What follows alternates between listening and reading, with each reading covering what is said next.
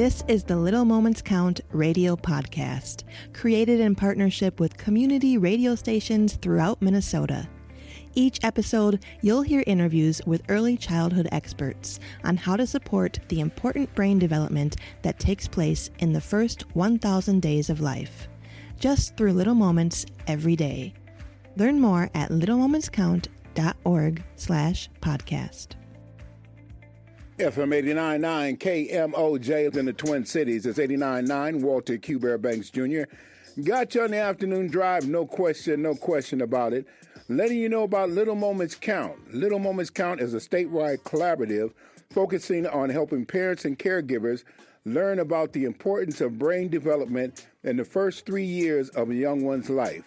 Nearly 80% of brain growth happens in the first 1,000 days of a small person's interaction when it comes to playing, reading, singing, touch, and feel. And I'll also let you know if you'd like more information about this program, you can always lock in at littlemomentscount.org. I'd like to say a good early afternoon, no question about it, to James Setta Diggs. I'd like to say a good early afternoon to you, and how are you doing? I'm doing well. I'm fine. Thank you. No doubt, no doubt. For the listening audience, can you give us just a little bit about yourself? Because one of the simple things that does take place when we do in interviews is talk about each other and letting people know who each others are and some of the works that they've done. Because you got two different programs, but even beyond that, just give us just a little bit of insight of where you're at and what you do. I'm an early childhood educator. Simply put, I work with families and I work with educators. I do a lot of training around the state on early childhood professional development. And also I work in communities with families just promoting early development and early childhood education. So now when you look at early relations and health, why is it so important, or why does it matter when it comes to youngsters and youth? And we're talking about the little babies and getting them the opportunity to grow.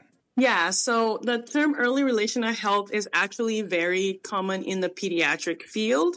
But the reason why this is important because it's rooted in the research and the concept that everyday early interactions with young children promotes positive relationship. But not only that, it also is beneficial for the health and the wellness of the child and their caregiver. So simply put, the provider or the early care provider is also healthier and the child benefits from that.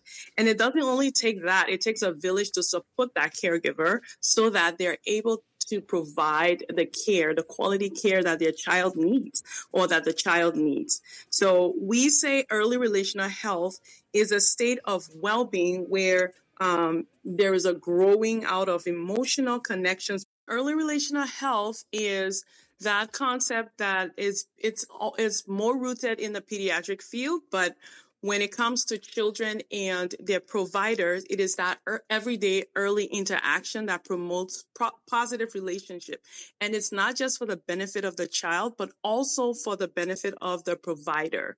And in doing so, it doesn't just take the provider or that primary caregiver. It also takes a village when the healthcare providers or the educators or just the community that surrounds the provider helps them to provide that quality care for the child.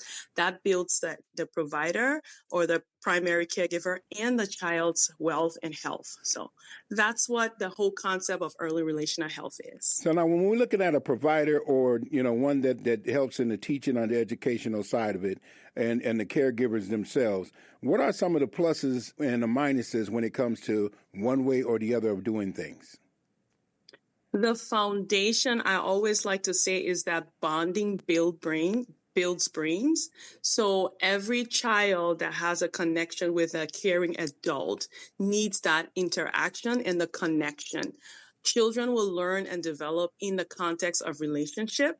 And the same way for the caregiver, it is the serve and return of the interaction and the connections that's being built that promotes just not the health of the child and the development, but also the well-being of the caregiver, because you see they get happy. When your child is happy or when a young child is happy, the provider or that adult in the child's life is also happy. And that just releases the dopamine that's in the brain, and it's beneficial for health. So now when it comes to beyond early initiatives, and then even beyond that, we also talk about early connections when it comes to parent and child interaction series. Give us just an insight on for you and what does it mean and how do you feel when you get those kind of things done? And I would love to talk about the early interaction, the reason why it came out of the heart of community, when community started asking for more ways of how they can interact with their children. We're talking about families who are working 12, 14, 16, 18 hours a day and not having some of the privilege that other families have when they stay at home to take care of their children, just looking for ways to connect.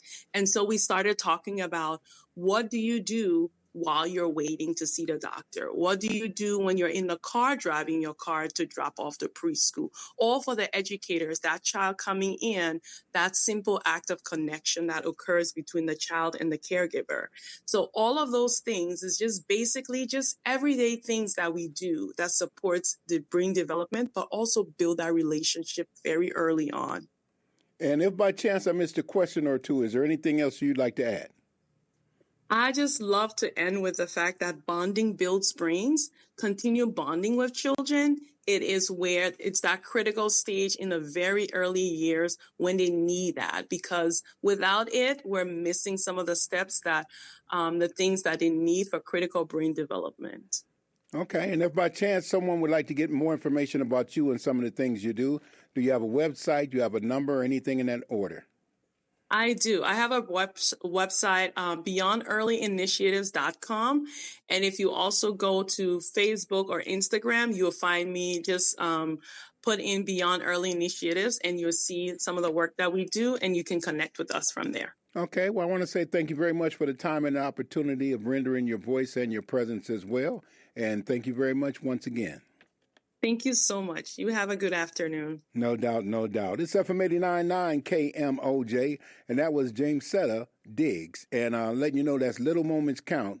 And Little Moments Count. If you like more information, all you got to do is lock in at littlemomentscount.org. It's FM 89.9 KMOJ. Thanks for listening to the Little Moments Count radio podcast in partnership with community radio stations throughout Minnesota. You can find the Little Moments Count radio podcast wherever you get your podcasts and at littlemomentscount.org/podcast.